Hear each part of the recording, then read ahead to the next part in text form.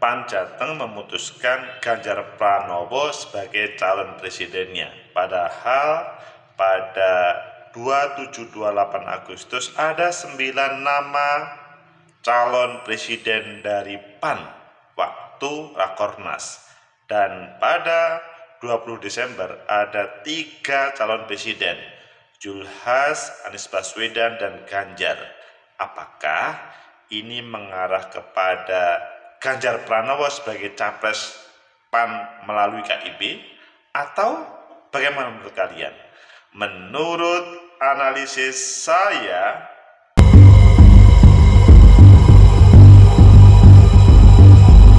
Assalamualaikum warahmatullahi wabarakatuh. Salam sejahtera untuk kita semua. Pecinta masa depan negeri, tegakkan kebenaran, lawan ketidakadilan.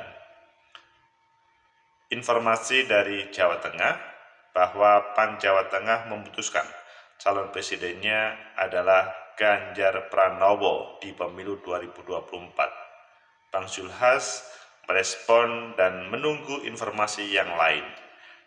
Padahal kalau kita melihat dinamikanya masih panjang. Apakah ini ada hubungannya dengan reshuffle menjelang ini, atau ayo kita baca di beberapa media, nanti kemudian kita analisa apakah betul Ganjar Pranowo sebagai capresnya dan apakah koalisi Indonesia Bersatu mengarah ke sana. Pertama kita baca di suasana reshuffle ya. Legislator PKS, reshuffle tanpa tanda tidak tepatnya presiden pilih pembantu. Oh, ini kritik yang tajam. Jadi kalau ada reshuffle, meskipun itu merupakan hak prerogatif presiden, itu adalah presiden tidak tepat. Maksudnya kurang profesional, mungkin bisa dikatakan begitu. Itu kritik PKS. Mengapa kok kemudian muncul reshuffle? Selanjutnya kita baca ini sebetulnya sudah agak lama. 9 kandidat Capres 2024 versi PAN, mulai dari Zulhas hingga Ridwan Kamil. Ini pada 27 Agustus atau 28 Agustus kemarin. Nama-nama itu pertama Bang Zulhas Zulkifli Hasan, Ketua Umum PAN, kemudian Erlangga Hartarto, Ketua Umum Partai Golkar, Suharto Monoarfa, Ketua Umum P3, Puan Maharani PDI Perjuangan, Erick Thohir Menteri BUMN, Ganjar Pranowo Gubernur Jawa Tengah, Anies Rashid Baswedan Gubernur DKI Jakarta, Ridwan Kamil Gubernur Jawa Barat, dan Khofifah Indar Parawansa Gubernur Jawa Timur. Itu 9 nama. Selanjutnya kalau kita melihat di Detik juga, judulnya hampir sama, Rakernas PAN putuskan 9 bakal Capres 2024. Ini daftarnya. Maksudnya ini sebuah penjelasan bahwa pada 27-28 Agustus memutuskan 9 nama. Dan kalau kita melihat yang sekitar kekinian, sosok capres atau sebelumnya bakal capres PAN mengerucut Zulkifli Hasan, Ganjar Pranowo, dan Anies Baswedan. Ini adalah berita tanggal 20 Desember. Jadi sekitar 9 hari yang lalu. Tapi hari ini sudah ada informasi Jawa Tengah memutuskan, dan kelihatannya Bang Julas membacakan ke sana sebagaimana berita yang ada di iNews Jateng. Zulkifli Hasan PAN Jateng putuskan dukung Ganjar Pranowo Capres 2024. Oke, kalian pilih mana? Kelihatannya yang ternews adalah yang terakhir kita baca. Zulkifli Hasan PAN Jateng putuskan dukung Ganjar Pranowo Capres 2024. Ini berita yang pasti yang news. Semarang, Dewan Perwakilan Wilayah PAN atau Partai Amanah Nasional Jateng mendukung Ganjar Pranowo sebagai calon presiden dalam Pilpres 2024. Dukungan tersebut juga masih dibahas di masing-masing DPW PAN provinsi lain.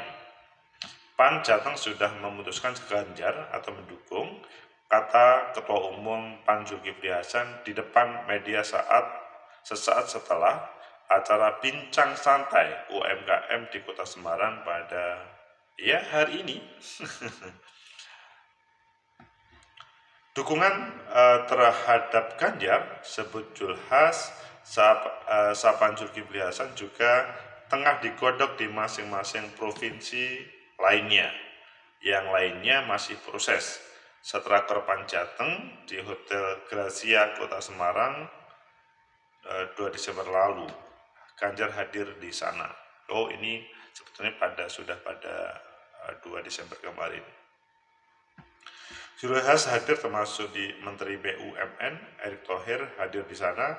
Pada kedepan pada acara itu meneriakkan kata Presiden kepada Ganjar Pranowo. Itu adalah suasana yang disampaikan oleh Bang Zulkifli Hasan, maksudnya yang terkait dengan siapa yang akan diusung. Pecinta masa depan negeri, tegakkan kebenaran, lawan ketidakadilan. Terus, apakah informasi ini sudah informasi yang final untuk PAN? Yang pasti, keputusan sebagaimana pada tanggal 27-28 Agustus kemarin itu belum terjadi. Yaitu pada waktu itu kan terjadi yang namanya Rakernas PAN di Istora Senayan, dan sekarang belum, masih menunggu sebuah momentum. Pecinta masa depan negeri, kritik pedas dari PKS tadi, legislator PKS reshuffle tanda tidak tepatnya presiden pilih pembantu. Apakah ada hubungannya dengan hal itu?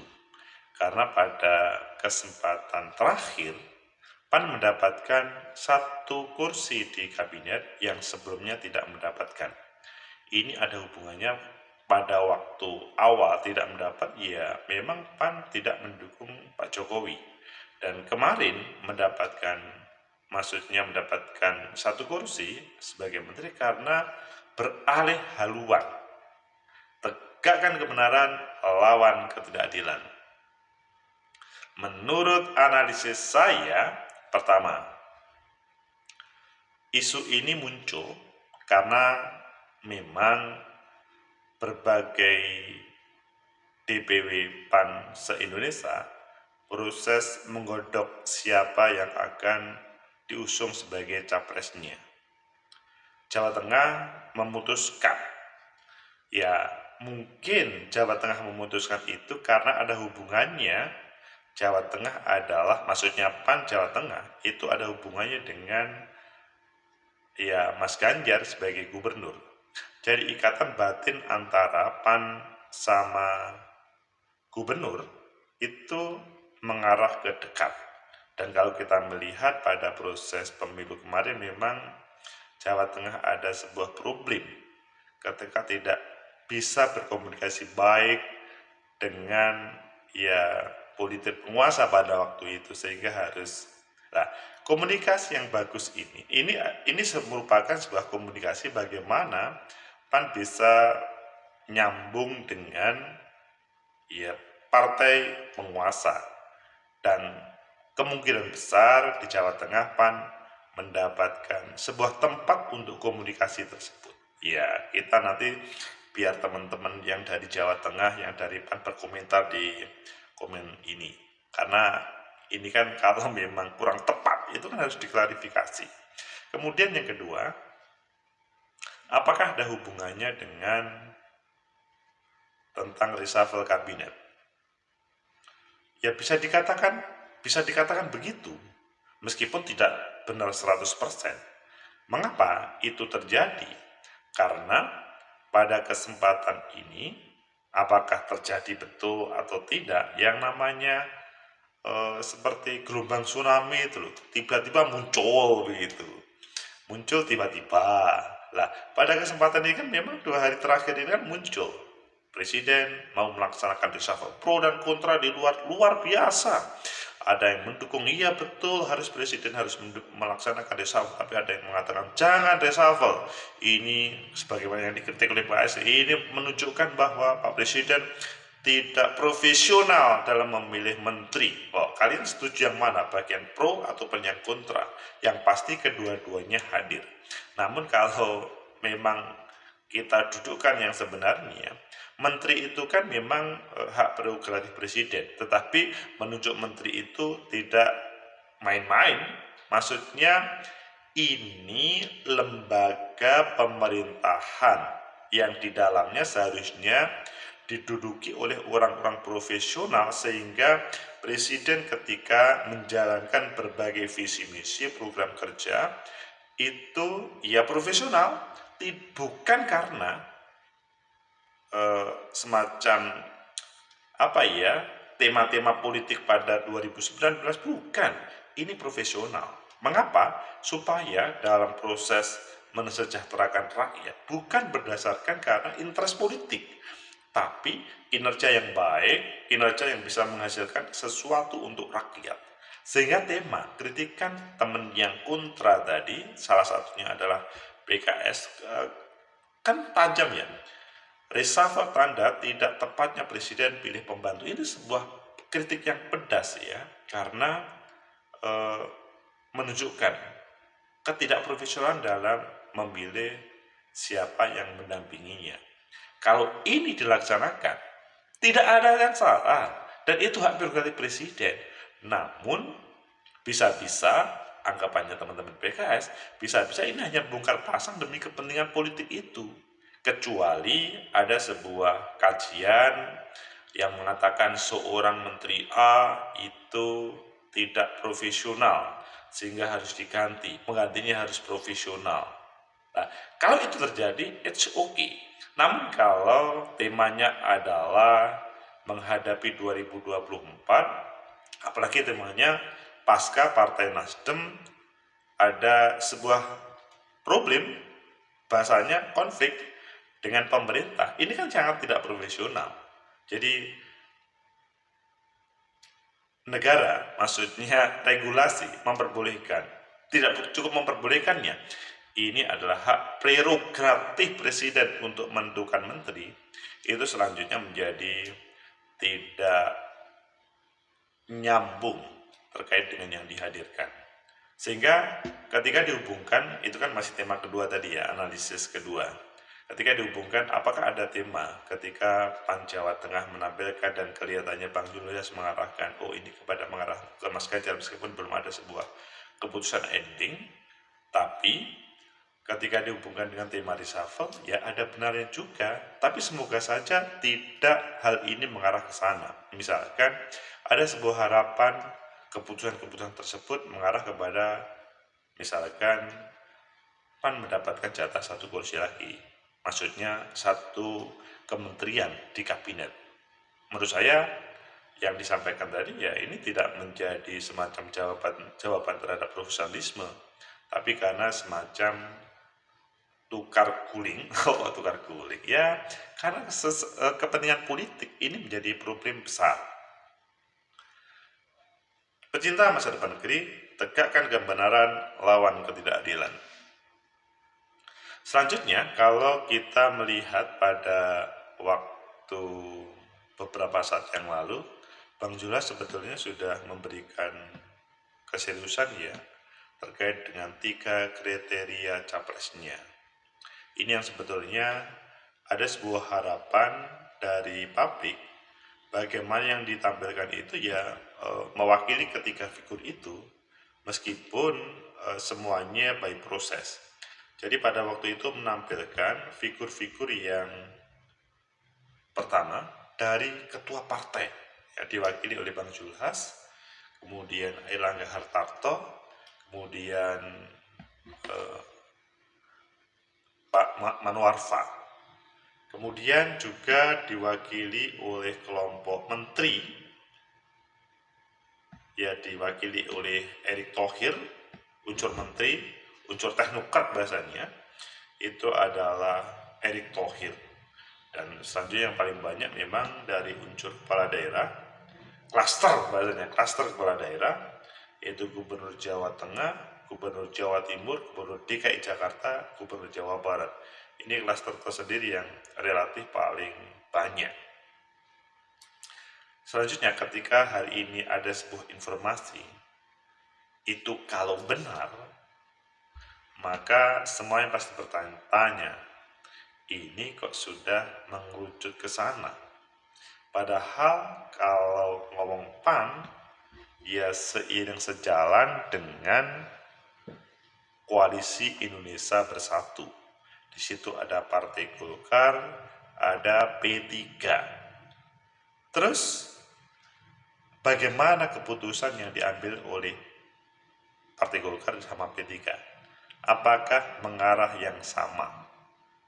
Namun kalau ini sudah dikomunikasikan di balik layar dan yang ditampilkan di layar itu adalah semacam formalitas terstruktural, maka mungkin itu terjadi. Tapi kalau tidak, maka masih menemukan proses yang agak panjang. Dan kalau menurut saya ketika ini sudah direspon, saya melihatnya sih Bang Zulhas sudah merespon secara serius. Mas Ganjar adalah yang akan ditampilkan oleh PAN, dan ini merupakan pintu bagaimana nanti Partai Golkar dan P3 itu juga mengarah ke sana. Meskipun sampai hari ini Partai Golkar masih belum ada informasi, begitu juga P3. Namun kalian kan juga pasti tahu informasi bagaimana tentang Koalisi Indonesia Bersatu. Bagaimana hubungannya dengan misalkan ya yang membentuk, kalian pasti tahu siapa yang membentuk tersebut. Tegakkan kebenaran, lawan ketidakadilan. Semoga ini menjadi sebuah keputusan bukan karena ya tukar guling tadi, tapi sebuah keputusan yang untuk kebaikan negeri ini. Kalau keputusan ini adalah keputusan tukar guling, maka akan tidak baik dalam proses pendidikan politik, pendidikan demokrasi yang ada di negeri ini. Siapapun partai boleh saja memilih sesuai dengan keputusannya, namun jangan sampai independensi partai politik diganggu, diruntuhkan oleh kekuasaan atau tema-tema materi lainnya. Semoga bermanfaat. Kita tunggu saja bagaimana PAN secara nasional untuk memutuskannya. Meskipun sekarang sudah saya melihat mengarah ke sana, sudah mengarah kepada Mas Ganjar. Meskipun mungkin orang melihat lebih dekat kepada Mas Anies, tapi ya itu sekali lagi, semua maksudnya partai boleh memutuskan dengan berbagai penjelasan yang ada. Kita lihat aja nanti bagaimana Partai Golkar dan P3 memutuskannya. Semoga bermanfaat. Like, subscribe, comment, and share. Sampai jumpa.